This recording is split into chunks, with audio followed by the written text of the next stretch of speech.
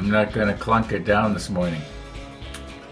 Reason being is I don't want the vibration to travel through the table, up through the helping hands, and knock over the tiny little piece that I so laboriously put on last night, which you will see in the rollback.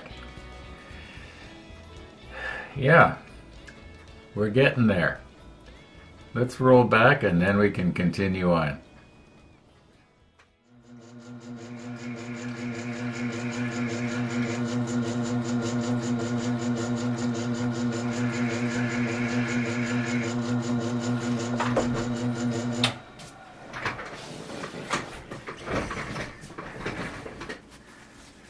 Okay, I have just finished sharpening and honing this thing. It's probably never been sharper than it is right now. Might be a little bit rounded on the end, but that's alright when it digs into the plastic sheeting that's on the other side of this fret, plus the soft plexiglass. It will have more than gone through whatever it is we want to cut here. Alright, let's stick on the macro lens and do our thing. Okay, there's a total of 6 tabs here that we have to contend with. And 2 of them I'm sort of going to get in your way here.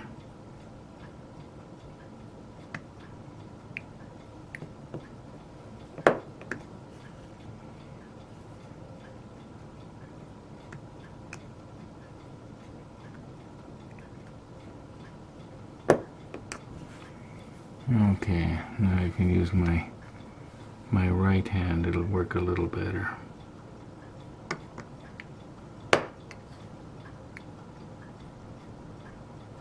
And I'm not right underneath the lens either.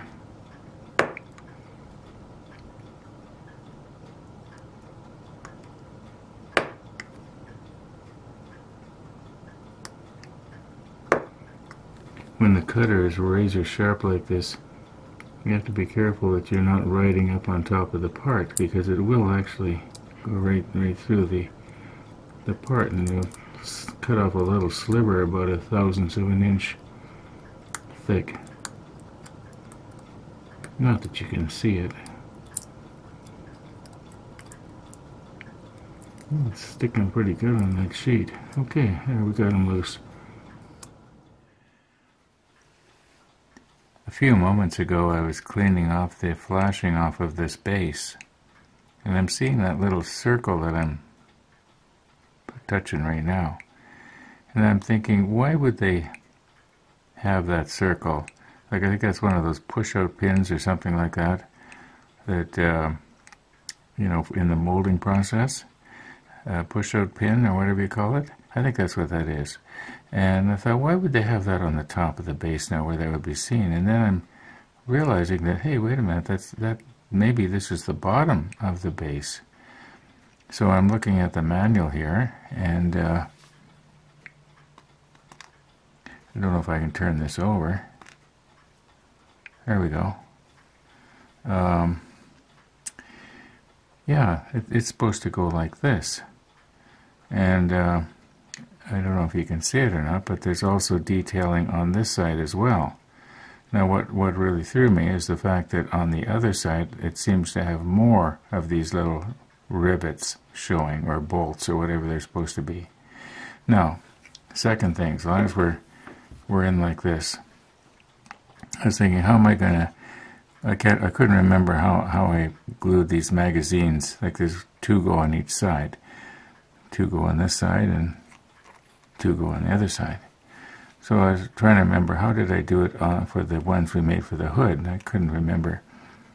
But what comes to mind is something that Mark said about a week ago, and he said something to the effect of, when you're dealing with gluing little parts on, let gravity be your friend. So rather than mount this piece on the base right now, which I'm going to lose if I don't stop poking at it, I'll put it on the base last. And what I'll do is I'll hold them flat like this. And then we can very carefully drop one of these pieces. You can see that there is a positioning pin on it. and they have to go the right way up. I'm pretty sure I got them right on the hood. Like, I know how these are supposed to go. But I'm just going to have to set myself up. Maybe I'll use the helping hands or something here, and hold it flat like that. And see if we can't just get one of these in position, and then put a little bit of extra thin there and let it meld together. Now a person's going to want to use a very little extra thin, because this piece is so small that a drop of extra thin would literally dissolve it into just a round bead. Okay. Tony's tweezers pretty much have a good grip on this thing, and I think I've got it adjusted pretty much level. And we'll put the macro lens on and see if we can't drop a little part into one of those holes there. Okay, right now the barrels are pointed towards you, and the kingpin is just on the extreme left there, and these have to go in like this.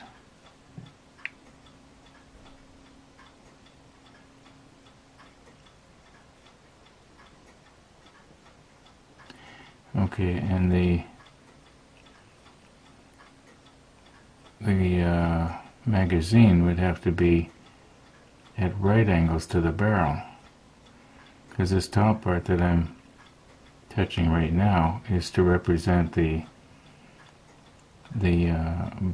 belt of bullets, or whatever you call it.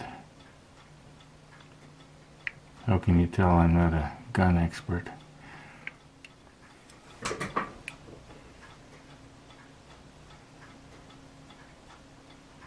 Okay, actually a couple of minutes has passed here.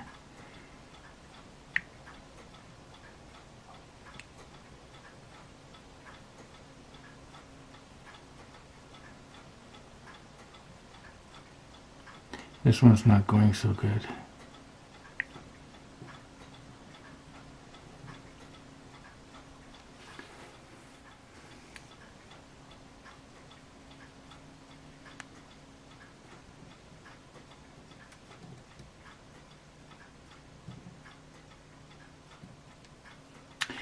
You know what, folks? I think I better go at this in the morning. We'll see you in the morning.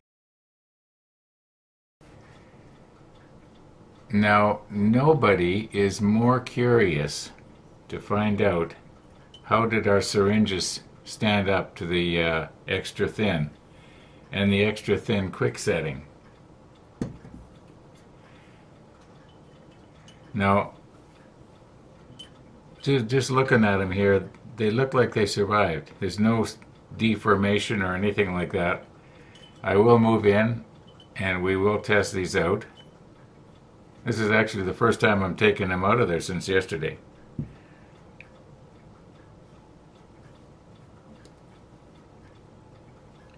Okay, I'll move in so you can see what's happening here. Actually, it's good news. I think it's really good news. As long as the plunger, or whatever you call it, it hasn't frozen on the sides. Anyway, I'll move in.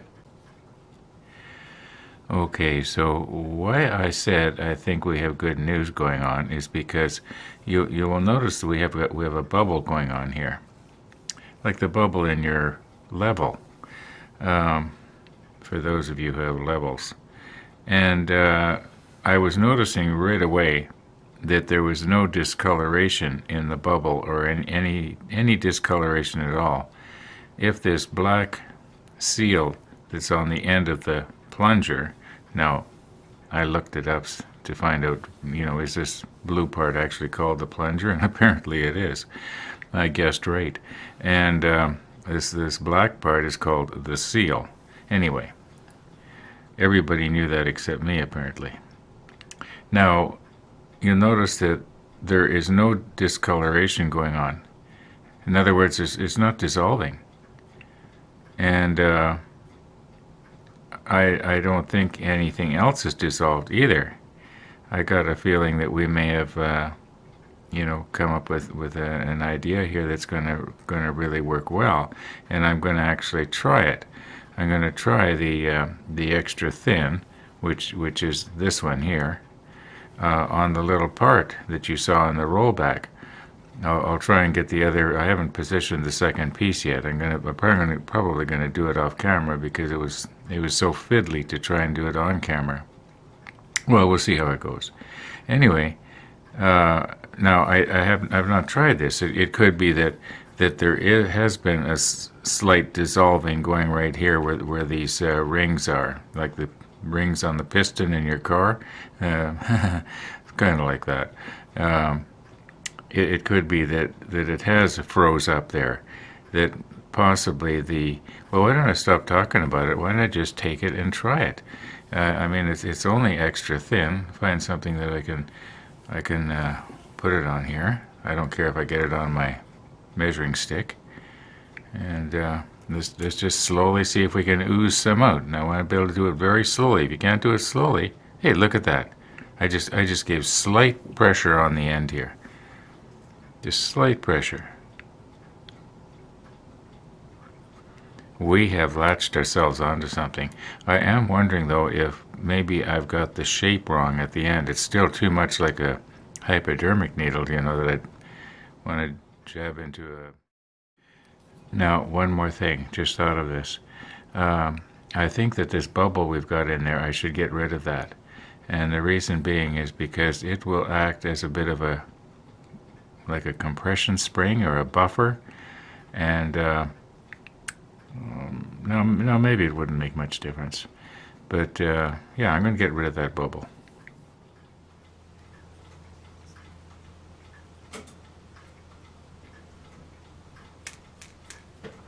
I saw a nurse do this once. Actually, several times.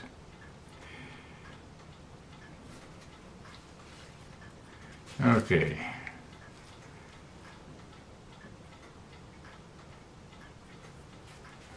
I would think that probably got rid of 99% of it.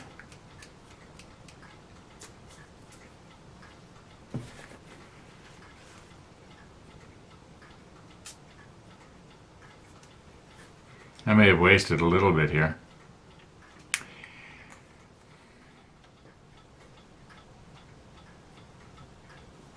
Okay, I believe I've got them.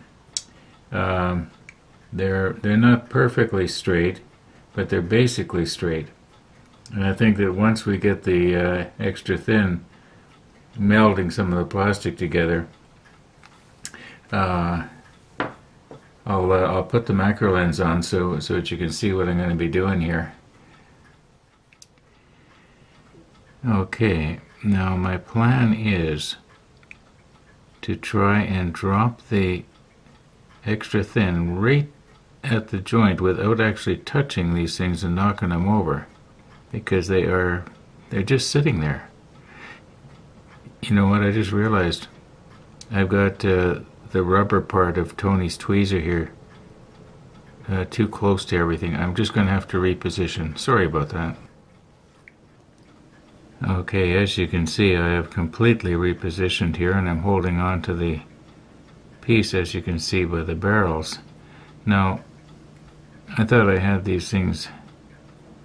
I'm not going to apply the glue yet. I'm just trying to straighten this out.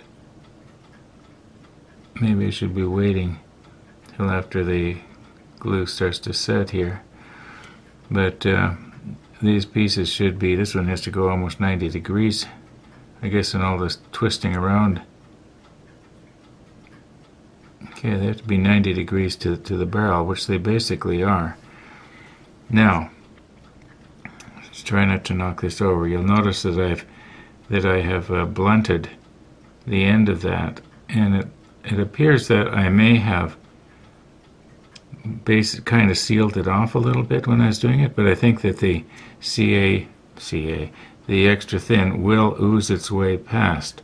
Now here we go. This is going to be the first time we're actually trying this.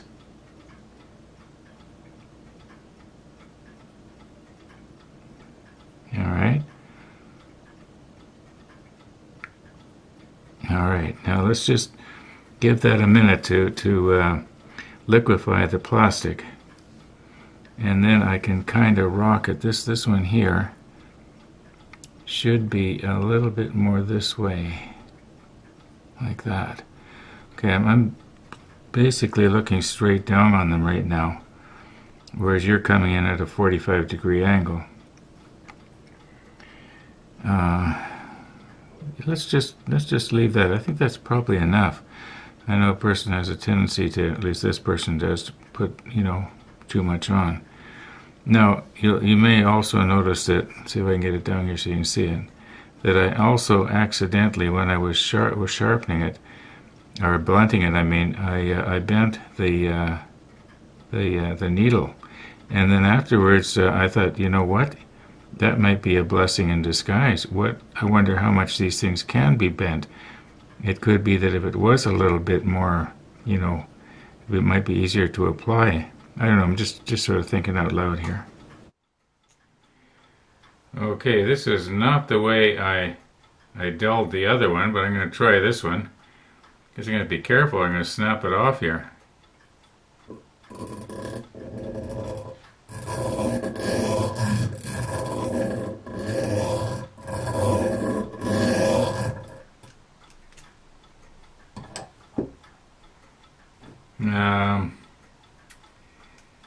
Well, I think that the idea is good. Maybe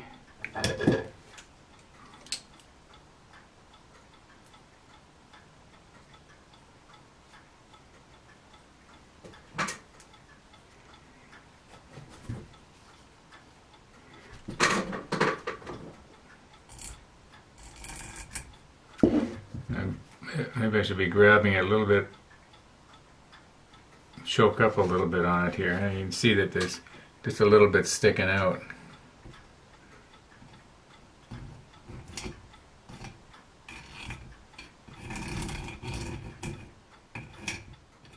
You know, sometimes I try things and I sort of wonder if they're going to work. I don't know if I've ever sharpened or tried to dull anything quite this pointy before. Well, I didn't want to have to use this because the vibration from this actually, last time when I did the other one, the vibration of this thing being off center was driving the needle back in the plier, even though I was holding really tight. So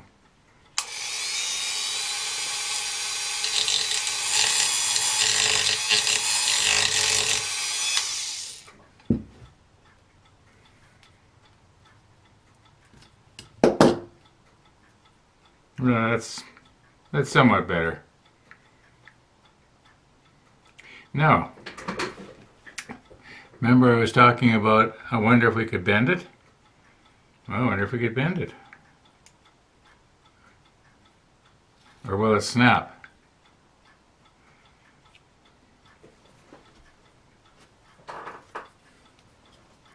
Alright, we'll use the plier again as a heat sink. We just want to make a little hook on the end, just a little bit. I'm going to just take the temper out.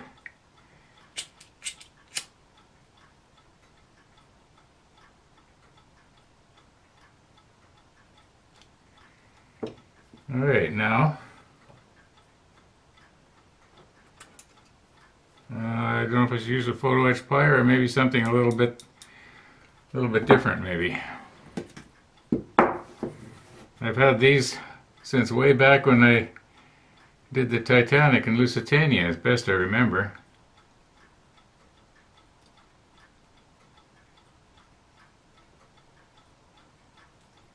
There. Why don't we go a little bit more?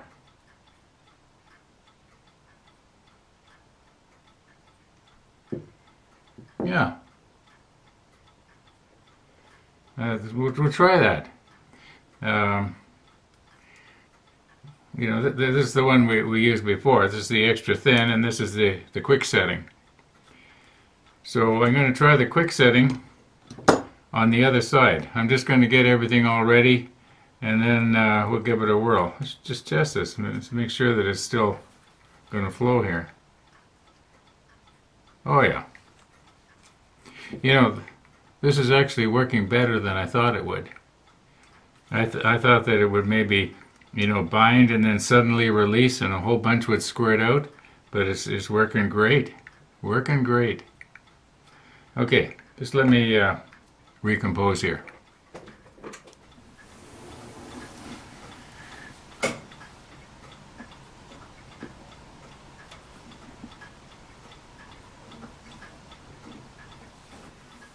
There we go.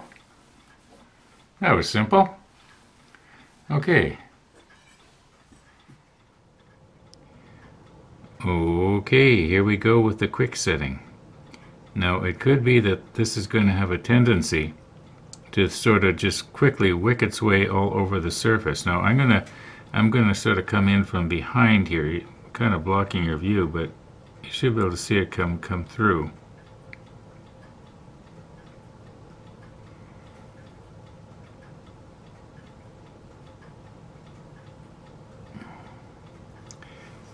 Yeah, whoops, I bumped it. My peripheral vision right now is really bad.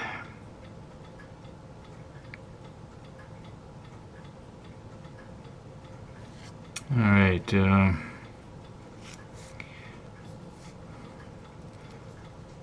Try just a little bit more there in the back of this one.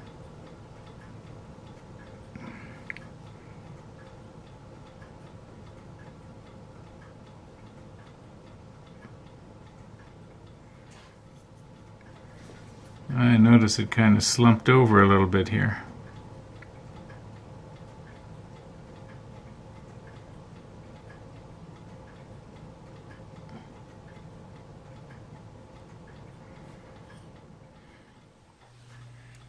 Now here is where our super macro has difficulty. Wherever there is something that is quite three-dimensional and it has to focus on the foreground and background at the same time, it just can't do it. Anyway, I think our plastics have melded. Okay, now remember, this base, it kind of goes opposite to the way you would think it does.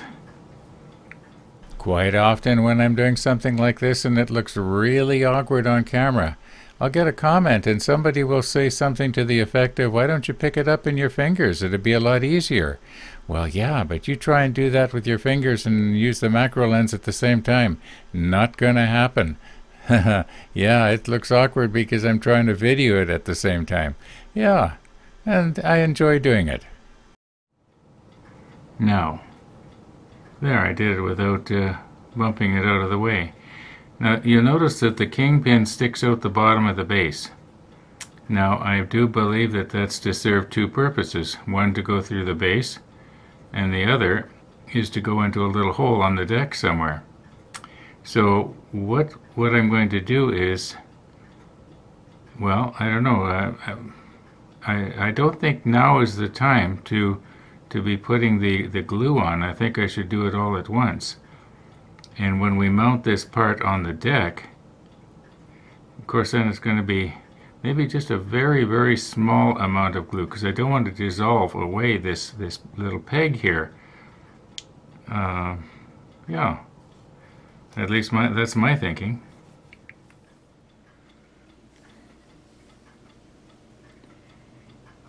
Okay, I've repositioned here just a little bit, and try and put that flashing where it's going to be underneath and not seen. Make sure we got it on about as far as it can go. And then I'm just going to use just a little bit of extra thin here just to hold it in place.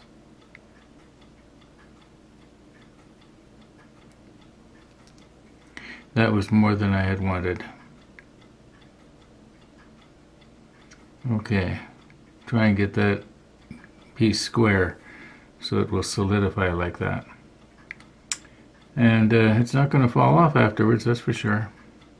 And I don't think we're going to be adversely affecting the kingpin where that goes into the deck at all. So, and these other pieces, they seem to be doing just fine. Well, don't go poking at them.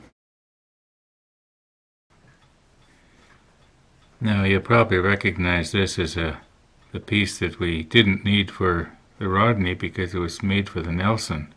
So it's now become a practice part. Goes along with all those pieces that Tony sent us 3 years ago. My goodness, where's the time gone? Whoops. Okay, now let's pretend that I wanted to glue using our new, oh, for heaven's sakes. All right, let's just do one. Let's just do this one here. Oh, Ron, what's wrong with you?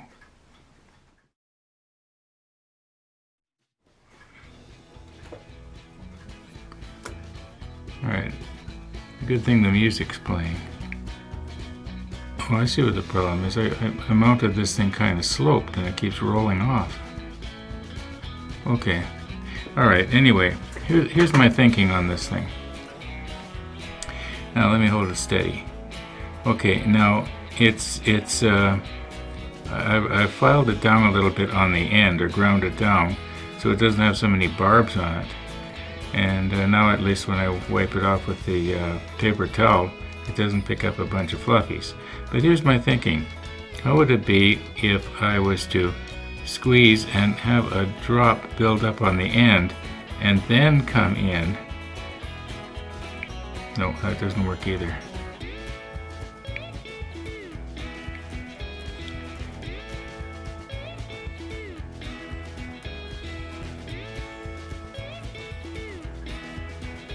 Well, I'm very pleased with these things anyway.